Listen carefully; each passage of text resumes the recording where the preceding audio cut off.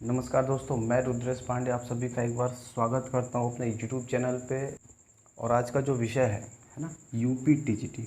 आज का जो विषय है वो है यूपी टीजीटी। जो ये फॉर्म आई है यूपी टीजीटी 2022, ठीक है।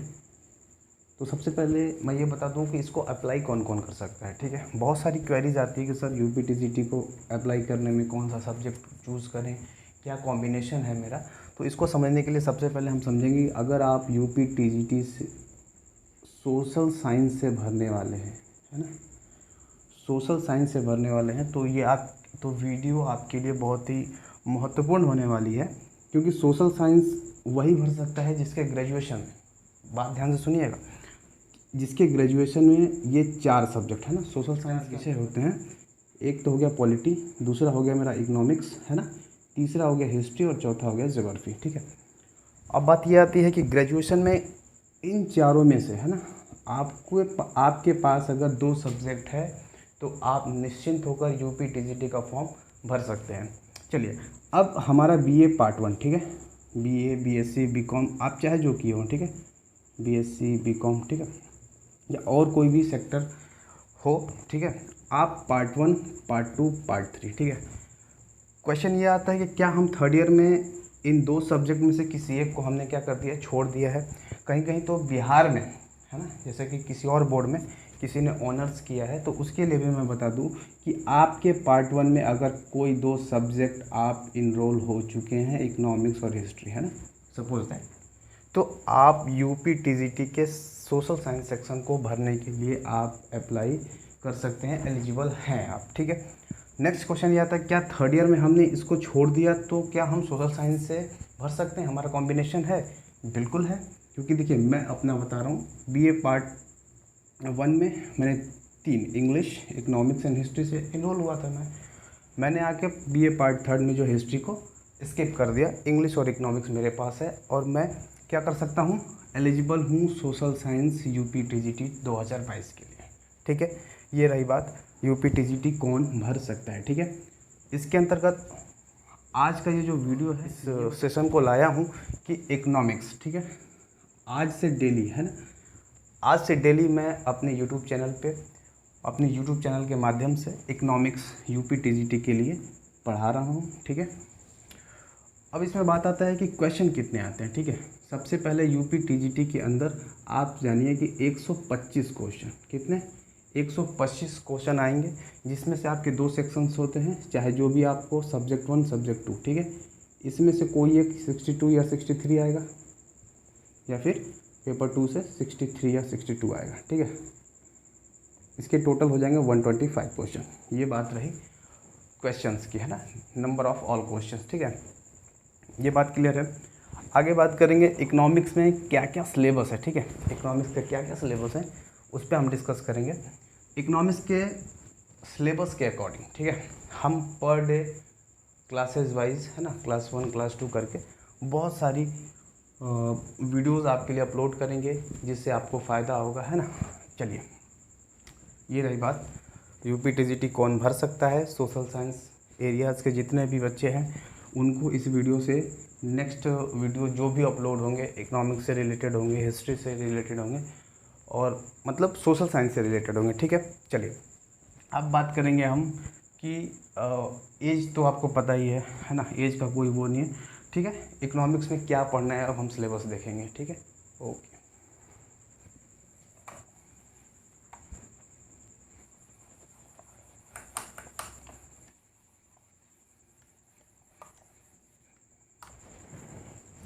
टोटल नंबर ऑफ क्वेश्चन कितने आएंगे, 125। कितने आएंगे, 125 क्वेश्चन। कितने आएंगे, 125 क्वेश्चन, ठीक है। जिसमें से 2 सब्जेक्ट हैं, 62 और 63 करके, तो इसमें से टोटल क्वेश्चन कितने आएंगे, 63। कहाँ से आएंगे, इकोनॉमिक्स, ठीक है, कहाँ से आएंगे, इकोनॉमिक्स, ओके। चलिए, अब इकोनॉमिक्स में सिलेबस क्या है, सबसे पहले तो ये जान लें। तो सिलेबस इसका बहुत ज़्यादा ब्रॉड नहीं है, क्योंकि इसमें मैं जिक्र सिर्फ टीजीटी की कर रहा हूँ, पीजीटी की नहीं, ठीक है। ये बहुत ज़्यादा इसके सिलेबस ब्रॉड नहीं है, लेकिन सिलेबस के अकॉर्डिंग सिर्फ पढ़ लेने से जो है सिलेक्शन नहीं मिल जाता। हमें सिलेक्शन के लिए क्या करना पड़ेगा, हमें इसके पूरे थ्योरीज़ को, पूरे थ्योरम को, है ना, कंप्लीटली समझना पड़ेगा। ठीक है, क्या करना पड़ेगा, कंप्लीटली समझना पड़ेगा। तो आज मैं इकोनॉमिक्स में आपको पढ़ाऊंगा इंडियन इकोनॉमी, है ना, क्या पढ़ाऊंगा, इंडियन इकोनॉमी। ठीक, इंडियन इकोनॉमी क्या पढ़ाएंगे, इंडियन इकोनॉमी, जो कि 10 से इंडियन इकोनॉमी पढ़ाऊंगा, जो कि आपके 20 से 30 क्वेश्चन आने की इसमें संभावना रहती है। इस वजह से ये हमारा जो सब्जेक्ट है इकोनॉमिक्स, उसके अंदर ये जो टॉपिक है इंडियन इकोनॉमी, ये हो जाता है खास। ठीक है, ये बात समझ में आई। इंडियन इकोनॉमी, इंडियन इकोनॉमी, उससे पहले हम इकोनॉमिक्स समझ लेते हैं कि इकोनॉमिक्स क्या है। बहुत सारे अर्थशास्त्रियों ने इसके परिभाषा के अंतर्गत अलग अलग मतभेद बताए हैं। कोई कहता है यह धन का विज्ञान है, कोई कहता है मानव कल्याण का विज्ञान है। ठीक है, कोई कहता है इकोनॉमिक्स के अंतर्गत इसकी परिभाषा, इकोनॉमिक्स के अंतर्गत इसकी परिभाषा जब हम जाएंगे ढूंढने या फिर देखने, है ना, इकोनॉमिक्स की परिभाषा के अंतर्गत बहुत सारे अर्थशास्त्रियों का मत है। कोई इसको धन का विज्ञान बोलता है ना, क्या बोलता है, धन का विज्ञान बोलता है। कोई मानव कल्याण बोलता है, कोई इसको सीमित संसाधन का उपयोग कितना किया जाए। तो इस तरीके से इकोनॉमिक्स का मैं एक वीडियो बना दूंगा जिसके अंतर्गत सारे परिभाषाओं को इंक्लूड करूंगा। ठीक है, ये बात समझ में आई। आज का जो विषय है वो इंडियन इकोनॉमी के ऊपर है। ठीक है, आज का जो विषय है वो है इंडियन इकोनॉमी। ठीक है, इंडियन इकोनॉमी होता क्या है, इस बारे में हम चर्चा करेंगे। ठीक, ओके, इंडियन इकोनॉमी। ठीक है, आज का जो हमारा मुख्य विषय है वो क्या है, इंडियन इकोनॉमी। ठीक, इंडियन इकोनॉमी,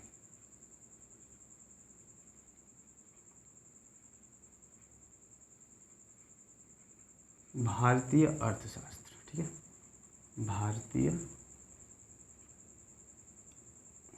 अर्थव्यवस्था, अर्थव्यवस्था।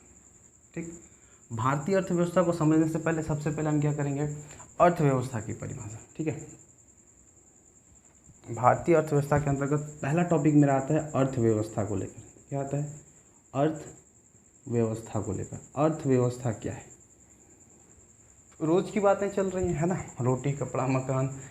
इसको समझने के लिए सबसे पहले मान लीजिए ये कोई मेरा एक देश है। ठीक, देश है, एग्जैक्ट इसका मैंने स्ट्रक्चर नहीं बना रहा हूँ। ठीक है, कोई भी देश है, उसमें आपको क्या चाहिए होता है, उसके अर्थव्यवस्था के अंतर्गत 3 महत्वपूर्ण बातें होती हैं। क्या होती हैं, 3 महत्वपूर्ण बातें होती हैं। एक तो मेरा क्या होता है, उत्पादन, है ना, क्या होता है, उत्पादन। दूसरा क्या होता है, इसका वितरण। ठीक है, सबसे पहले उत्पादन, फिर इसका वितरण। तीसरा जो होता है, इसका मुख्य चीज़ होता है, मुख्य कंपोनेंट होता है। ठीक है, तीसरा इसका मुख्य कंपोनेंट होता है, इसका तीसरा मुख्य घटक होता है उपभोग। ठीक है, उपभोग। ये आपको बातें समझ में आ रही है कि अर्थव्यवस्था के अंतर्गत, है ना, अर्थव्यवस्था के अंतर्गत किसी देश के उत्पादन, वितरण और उपभोग, है ना, उत्पादन, वितरण और उपभोग। ठीक है, इन सारी आर्थिक क्रियाओं का अध्ययन किया जाता है। ठीक है, इसकी परिभाषा के अंतर्गत आप देख सकते हैं, सभी आर्थिक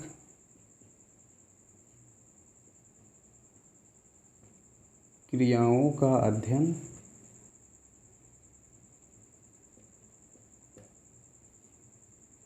ही अर्थव्यवस्था है। ठीक है, समझिएगा बात को।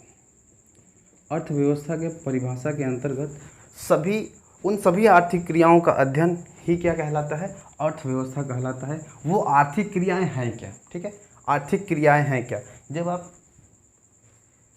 सुबह से लेकर शाम तक, है ना, सुबह से लेकर रात तक, जितने भी सुबह से लेकर रात तक के व्यवहार में जितनी सारी चीज़ें आप देखते हैं, वो सारी चीज़ों को हम क्या कर सकते हैं, आर्थिक क्रियाओं के अंतर्गत उनका उल्लेख कर सकते हैं। किसी देश के अंतर्गत उत्पादन, वितरण, उपभोग की क्रियाओं का अध्ययन ही क्या कहलाता है, अर्थव्यवस्था कहलाता है। ठीक है, ये बात क्लियर है। अब उत्पादन क्या कहलाता है, बेसिक स्ट्रक्चर, हम सरल भाषा में समझिए कि उत्पादन क्या कहलाता है। उत्पादन आप किसका करेंगे, या तो वस्तु का करेंगे या तो सेवा का करेंगे। ठीक है, इसको डीप पढ़ेंगे हम। उसके बाद वितरण क्या कहलाता है। ठीक है, एक वस्तु के बदले में जो हम दूसरी वस्तु का हस्तांतरण करते हैं। ठीक है, ऐच्छिक रूप से, वैधानिक रूप से, ठीक है। धन का जब हम ऐच्छिक रूप से या वैधानिक रूप से हस्तांतरण करते हैं तो उसको हम क्या कहते हैं, वितरण कहते हैं, ठीक है। ये बात समझ में आई। उसके बाद आता है उपभोग, है ना। उपभोग, उपभोग क्या कहलाता है, उपभोग कहलाता है जब हम उपयोगिता का समाप्तिकरण कर देते हैं, ठीक है। इसको भी मैं समझाऊंगा, ठीक है। चलिए समझते हैं। मेरा कोई देश है, उत्पादन, वितरण और उपभोग, ठीक है। आप उत्पादन किस चीज़ का करेंगे, पहला क्वेश्चन। वस्तु या सेवा की उपयोगिता बता देना, ठीक है। यहाँ पे क्या होता है, उत्पादन का मतलब कि होता है उपयोगिता का सृजन, ठीक है। पहला टॉपिक है उत्पादन, ठीक है। उत्पादन क्या होता है, उत्पादन होता है उपयोगिता का सृजन, ठीक है। उपयोगिता का सृजन ही क्या है, प्रोडक्शन क्या है, production is the creation of utility और इंक्रीज यूटिलिटी, ठीक है। यानी कि उपयोगिता का यह क्या करता है, सृजन करता है, ठीक है। इसको समझने के लिए उपयोगिता का सृजन या तो आप क्या करेंगे, वस्तु का उत्पादन करेंगे या फिर सेवा का उत्पादन करेंगे, ठीक है। वस्तु का करेंगे या सेवा का उत्पादन करेंगे। वस्तु क्या है, वस्तु मूर्त चीज़ें हैं, क्या है, मूर्त। मूर्त क्या होता है, जिनको आप छू सकते हैं, ठीक है। जैसे ये कि ये मेरा बोर्ड हो गया, ठीक है, ये मार्कर हो गया, ठीक है। ये सब क्या है, वस्तु के अंतर्गत आता है, ठीक। उसके बाद आता है सेवा। सेवा क्या होता है, अमूर्त चीज़ें होती हैं, ठीक है। अमूर्त क्या होती हैं, अमूर्त होती हैं, ठीक है। वस्तु, मूर्त, सेवा, अमूर्त, ठीक है। जैसे मैं आपको पढ़ा रहा हूँ तो एक तरह से ये क्या हुआ, सेवा हुआ। सेवा को आप छू नहीं सकते हैं लेकिन वस्तु को आप क्या कर सकते हैं, छू सकते हैं, ठीक है। यहाँ पे क्या कहलाता है कि उत्पादन क्या करता है, उपयोगिता का सृजन करता है। उत्पादन किसका होता है, वस्तु या सेवा का होता है। बात समझ में आई। एग्जाम्पल में आप देख सकते हैं, या तो बोर्ड, मार्कर, है ना। ऐसे बहुत सारी चीज़ें, एग्जाम्पल एक दो मैं क्या दूंगा आपको, बहुत सारी चीज़ें हैं जिनको आप क्या कर सकते हैं, टच करके छू सकते हैं। वो वस्तु कहलाता है, जो नहीं छूएंगे वो सेवा के अंतर्गत आता है, ठीक है। ये रही बात उत्पादन की। दूसरी बात पे आते हैं हम लोग, वितरण। किस पे आते हैं, वितरण, ठीक है। वितरण, वितरण क्या होता है, जब वितरण होता है कि जब हम किसी दो पक्षों के मध्य, ठीक है, क्या है, दो पक्षों के मध्य, दो पक्षों के मध्य धन का, किसका, मूल्य का, है ना, धन का ऐच्छिक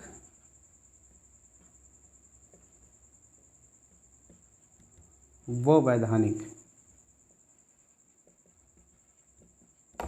ऐच्छिक व वैधानिक रूप से हस्तांतरण होता है। क्या होता है, हस्तांतरण, है ना, होता है। उसे हम क्या कहते हैं, वितरण कहते हैं। समझिए, सरल भाषा में इसको समझिए, छोड़ दीजिए। देखिए, आज से कुछ वर्ष पहले वितरण का साधन क्या हुआ करता था, आप किसी वस्तु को देकर किसी वस्तु को ले लेते थे, यही तो है वितरण। मान लीजिए कि कोई उपभोक्ता उत्पादक जो है किसी वस्तु और सेवा का उत्पादन कर दिया। अब छोटा सा एग्जांपल लेकर कि वितरण क्या है, ठीक है। मान लीजिए कोई उत्पादक है ना, वो झुमका का क्या करता है, उत्पादन करता है। किसका करता है, झुमका का उत्पादन करता है, ठीक है। झुमका का उत्पादन हुआ कहाँ था, झुमका का उत्पादन हुआ था गाजीपुर में, सपोज दैट। लेकिन वो जाके गिरा कहाँ था भाई, बरेली, है ना। कहाँ गिरा था, बरेली के बाजार में, ठीक। झुमका कहाँ गिरा था, बरेली के बाजार में। छोटा सा एग्जांपल है, झुमका का उत्पादन हुआ कहाँ, गाजीपुर में, गिरा कहाँ, बरेली के बाजार में, है ना। यहाँ गिरने से मतलब किसी इस वस्तु का जो है वितरण जो है बरेली में हो गया, ठीक है। छोटा सा एग्जांपल है, झुमका का उत्पादन हुआ कहाँ, मान लीजिए गाजीपुर में, अब वो गिरा कहाँ, बरेली के बाज़ार में। यानी कि वो बाजार किसके बाज़ार में, बरेली के बाज़ार में गिरा और इसका हो गया क्या, वितरण। आई होप आपको बहुत अच्छे तरीके से समझ में आया होगा। चलिए नेक्स्ट है चलिए इसकी परिभाषा के अंतर्गत अगर आप जाना चाहेंगे तो दो पक्षों के मध्य, ठीक है, दो पक्ष कौन कौन सा था यहाँ पे, गाजीपुर और बरेली, ठीक है, दो पक्षों के मध्य जब धन का, दो पक्षों के मध्य जब धन का ऐच्छिक रूप से या वैधानिक रूप से हस्तांतरण होता है तो वो क्या कहलाता है, वितरण कहलाता है। उसके बाद आते हैं हम लोग उपभोग पे, ठीक है, कहाँ आते हैं, उपभोग पे। आप उपभोग किसका करेंगे, उपभोग के अंतर्गत क्या होता है, उपयोगिता का नष्टीकरण होता है, ठीक है, उपयोगिता यहाँ पे क्या होती है, समाप्त हो जाती है, और यहाँ पे क्या था, उपयोगिता का सृजन हुआ था, क्या हुआ था, उपयोगिता का सृजन हुआ था, और यहाँ पे उपयोगिता का नष्टीकरण होता है। चलिए एग्जाम्पल के तौर पर समझते हैं, जब किसी उत्पादक के द्वारा वस्तु या सेवा का उत्पादन किया जाता है तो उसका, उस वस्तु या सेवा की जब उपयोगिता जहाँ पे नष्ट होती है उसी को हम क्या कहते हैं, उपभोग कहते हैं। कोई रॉकेट साइंस नहीं है, समझने की बात है बस। उपयोगिता का सृजन, उत्पादन, उपयोगिता का नष्ट होना, उपयोगिता का समाप्त होना, ये कहलाएगा आपका उपभोग। ये सारी बातें समझ में आई हैं। चलिए अब उपयोगिता का नष्टीकरण कैसे होगा, एक तो होगा टिकाऊ वस्तु, टिकाऊ वस्तु, ठीक है, और एक होता है गैर टिकाऊ। गैर टिकाऊ से क्या मतलब है, समझिए, आप या तो आप उपभोग किसका करेंगे, आप दो ही का उपभोग करेंगे, या तो टिकाऊ का करेंगे या तो फिर गैर टिकाऊ का, ठीक है। टिकाऊ क्या है, टिकाऊ के अंतर्गत जैसे मान लीजिए मार्कर है, इसका उत्पादन हुआ, ये कुछ दिन तक चलेगा, यानी इसका जो नष्टीकरण है वो धीरे धीरे होता है, ठीक है। कब होता है, कैसे होता है, धीरे धीरे होता है। लेकिन जो गैर टिकाऊ है जिसके अंतर्गत सारे खाद्यान्न सामग्री आते हैं, है ना, खाद्यान्न, ठीक, जैसे पिज्ज़ा हो गया, बर्गर हो गया, ठीक है, जितनी भी खाद्यान्न सामग्री है वो क्या होती है, वो गैर टिकाऊ के अंतर्गत आती है। टिकाऊ के अंतर्गत जैसे मोटर हो गया, व्हीकल्स हो गए, ठीक है, ये सारी चीज़ें क्या होती हैं, टिकाऊ के अंतर्गत आती है। आई होप कि आपको उत्पादन, वितरण और उपभोग एकदम अच्छे तरीके से समझ में आया होगा। ये बात क्लियर है। मैं इसको एक समराइज वे में बता दूं तीनों को। उत्पादन क्या है, जब किसी संपत्ति को अधिक उपयोगी बना दिया जाता है, ठीक है, जब किसी संपत्ति को अधिक उपयोगी बना दिया जाता है, जब वस्तु की उपयोगिता का सृजन कर दिया जाता है तो वो क्या कहलाता है, उत्पादन कहलाता है। और उत्पादन कौन करेगा, कोई ना कोई उत्पादक करेगा, ठीक है। दूसरी बात आती है वितरण की। मैंने बताया दो पक्षों के मध्य जब धन का ऐच्छिक या वैधानिक रूप से हस्तांतरण किया जाता है तो वो क्या कहलाता है, वितरण कहलाता है। जैसे झुमका कहाँ बना, वो बना गाजीपुर में, गिरा किस बाज़ार में, बरेली के बाज़ार में, ठीक है। अब उसका बाद आता है उपभोग, ठीक है। उपभोग क्या है, जहाँ पे वस्तुओं की उपयोगिता नष्ट हो जाती है, या तो वो टिकाऊ हो या गैर टिकाऊ हो, ठीक है, एकदम क्लियर है। इसी को हम क्या बोलते हैं, भारतीय अर्थव्यवस्था, सॉरी। हाँ, तो मैं समझता हूँ कि आपको सारी बातें एकदम अच्छे तरीके से समझ में आई होंगी, ठीक है। तो जाते जाते मेरे तरफ से खिलखिलाती धूप से लेकर चिलचिलाती धूप का नाम ही क्या है, ज़िंदगी है। और अपनी ज़िंदगी को बेहतर बनाइए, हर दिन खुश रहने का प्रयास करिए, स्वस्थ रहने का प्रयास करिए। आपका हर कदम, हर क्षेत्र में आप प्रगति की ओर अपना ध्यान दें, ठीक है। तो आज के लिए बस इतना ही। आशा करता हूँ आपको वीडियो बहुत पसंद आया होगा, और खैर क्या ही कहना है, ठीक है। ओके, तो चलते हैं, जय हिंद।